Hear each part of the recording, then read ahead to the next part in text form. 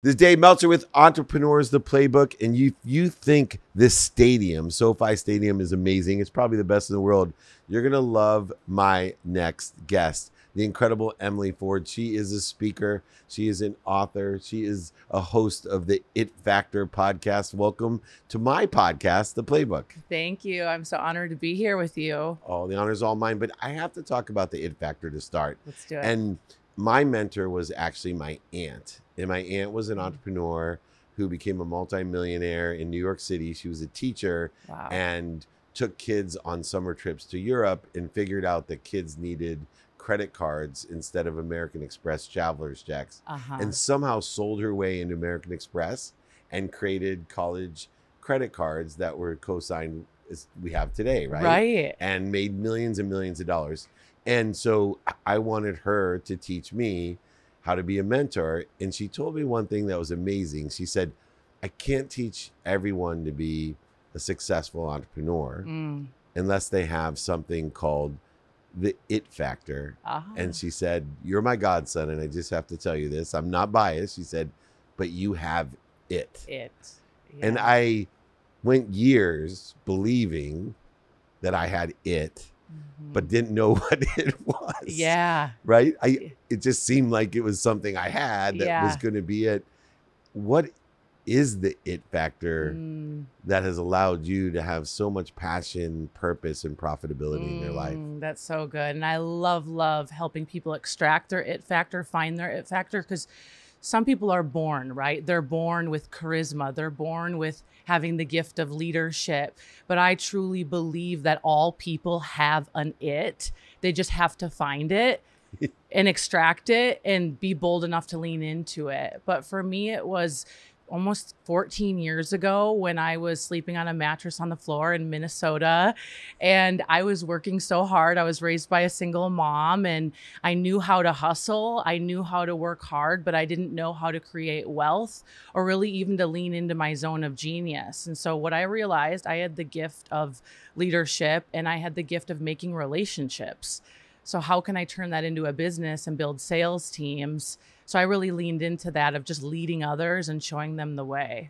And within the context, there's something important that you pointed out. And I'll use an analogy to football and we can take it somewhere else. But there's an old saying, I represented a lot of the world's best quarterbacks.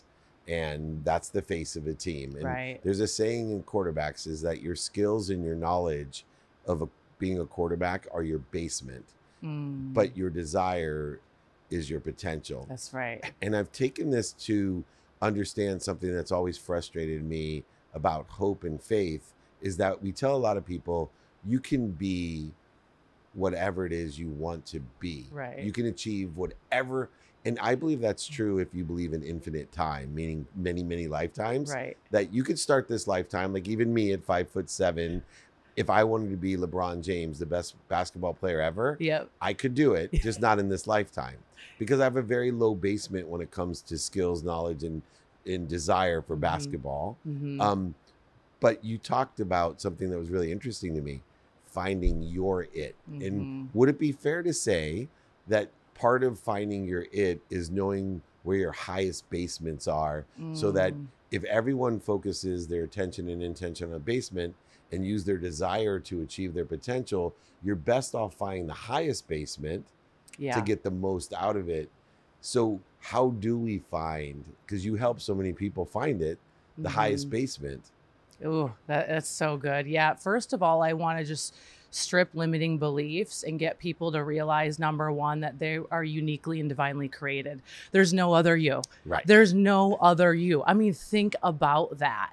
You were knitted together in your mother's womb. And so that's facts, right? You are literally a thumbprint. Yeah. So getting people to let's just stop the comparison. It's good to have people that we look up to and admire, but hold on a minute. There's only you. And number two, all the experiences in your life, like God has already laid them out. He already knows what's going to happen, everything. So your experiences are happening for you, not to you. So leaning into what experiences in life have shaped you. So I like to look at those two fundamental things, but then I like to dive deep and be like, what's the things that light you up? Like genuinely, like you could spend hours doing it, right? Like last night, I was up at midnight reading, studying, getting better. And I had to tell my partner, I'm like, I need to go to bed because I'm going to see Dave Meltzer in the morning, but I'm so hungry to get better. I get lost in human psychology. I get lost in figuring out how to help another human being. So that's obviously something that I should do, right? So I like to have people look at that. Is it art? Is it creatives? Is it, drawing maybe? Is it, maybe they have the gift of, management? Do they like organizing things? So extracting all that kind of stuff, right? And then looking at life experiences as well, because that helps shape who you are. And then from there, looking at like making that a brand. So that's typically what I do. It's so interesting, the last component, because it's so important, even for someone that's more experienced with 35 years of business experience, where I built brands for athletes, celebrities, and entertainers, and never thought that building a brand for self would ever be a component of my life. Wow. And I think that today, the exact opposite has occurred, that it's more important for those that don't sit in front of millions of people playing football, right, to build a brand than 100%. It is for the person that's playing football in front of millions 100%. of people. Where do you see people limiting themselves when it comes to building their own brand? Because there's a lot of resistance, even from an open-minded, open-hearted, and open-handed, experienced person.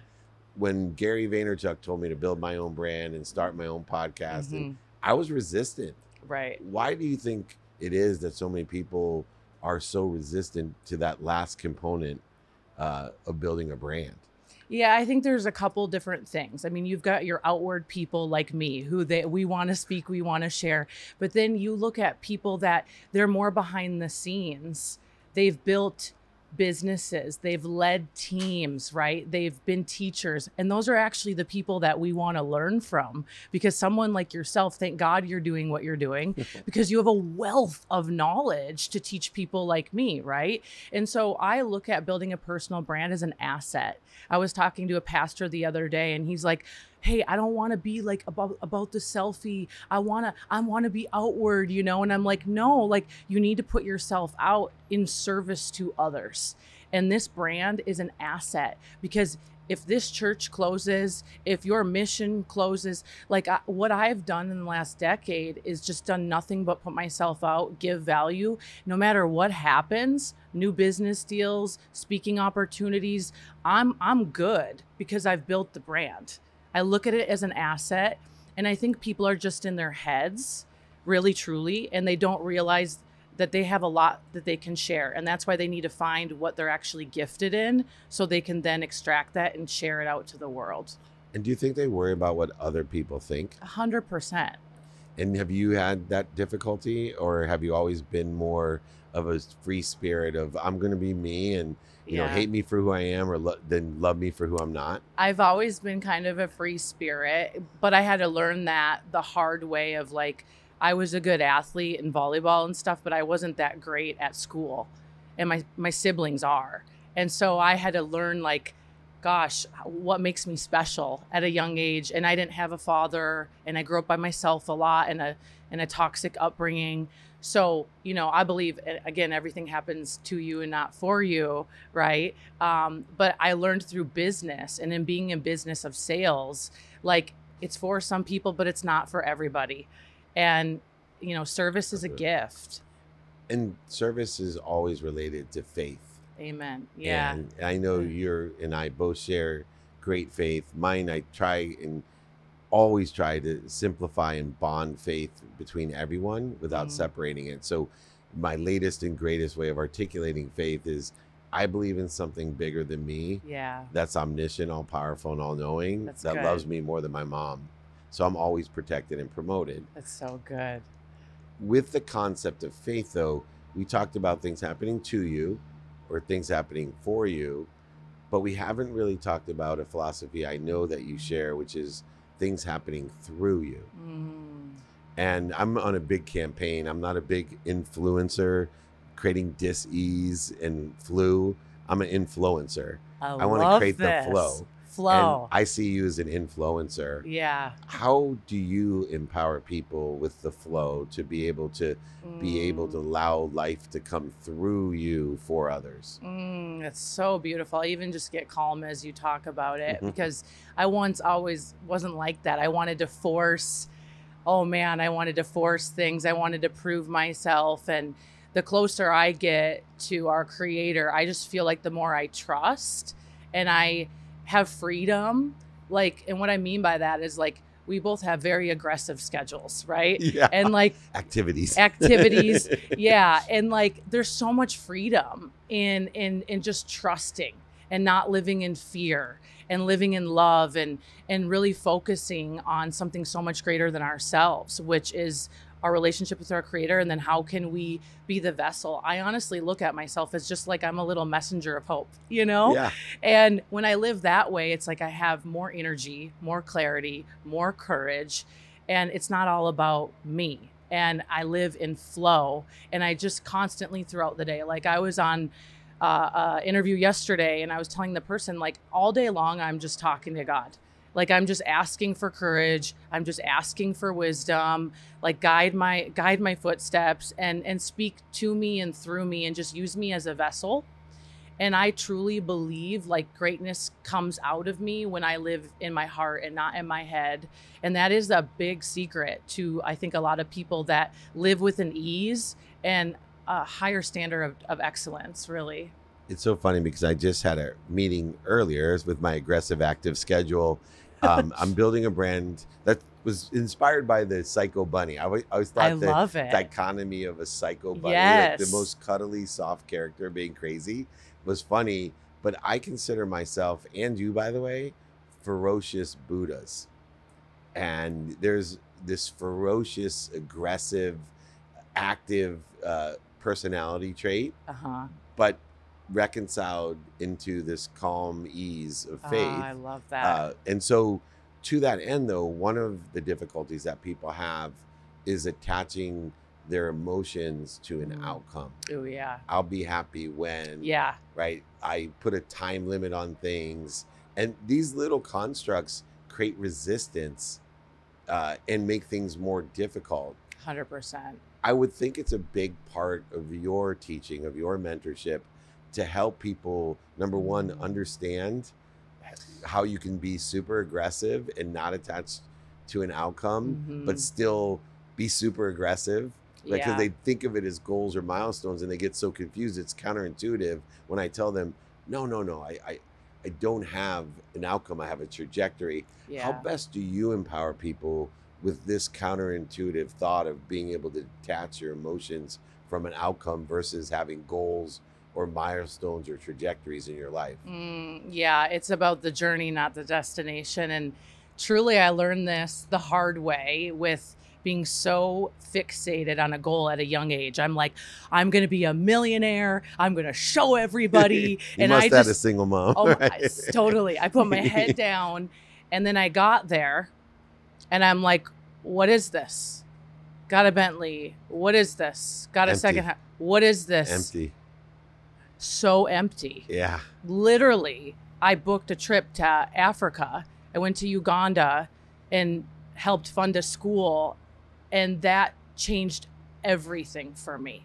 And as dramatic as it sounds, it's like I needed to like completely go to a third world country and look in the eyes of these little kids and realize, what am I doing and why am I doing it? Like, am I doing it for accolades? Am I doing it for recognition? And that is what I craved as a young girl, because I just wanted to be seen. And then I realized, no, like, this is about the journey and how far can I go? And I really, like, when I saw these kids and I saw the impact just a little bit of money can do, like, seriously, I'm like, game on. Nice. Like let's live full out and let's live a life of fulfillment.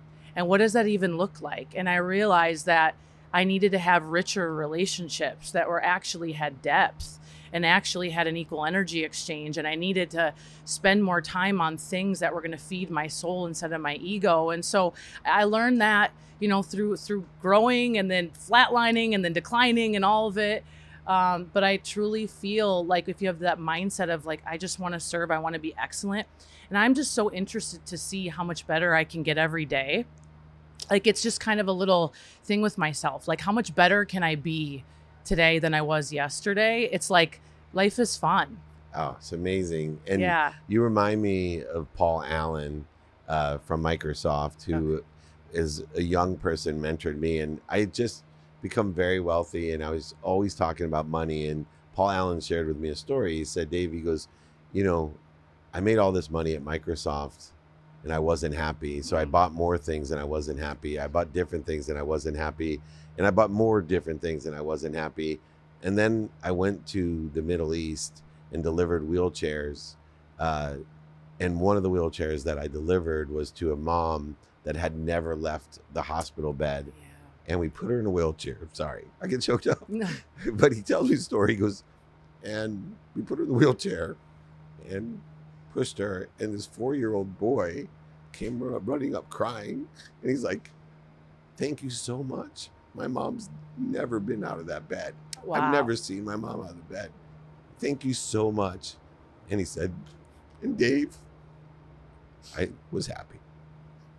And when I turned older and I went through my own transformation, one of the first stories that I thought about when I started building communities in Africa was, wow, I'm happy. Yeah, amen. Right? So beautiful. And I had everything that Paul Allen had. And it's amazing when you told your story, I got choked up thinking about the same exact feeling. I could see that transformation that it's not that money's not important. It absolutely allows us to shop. 100%. But if we shop for the right things, we're going to be happy. That's right. And in order to do it, we have to find our it. Mm-hmm. And what I love most about what you're doing is very few people have simplified a process to help so many people not only find their it, but utilize, amplify, and perpetuate their it to empower other people to liberate their own it, their own light. And Emily Ford, you are a light at this humongous stadium. You have enough energy to light up the national championship game. And I just want to tell you, thank you for joining me. Thank you. And I can't wait to do more with you. I know. The incredible Emily Ford. If you're interested in finding your it, it's the It Factor. Check out the podcast. Check her out. Follow her. There's so many things that we can learn from each other. This is David Meltzer from the world's greatest stadium with the world's greatest people.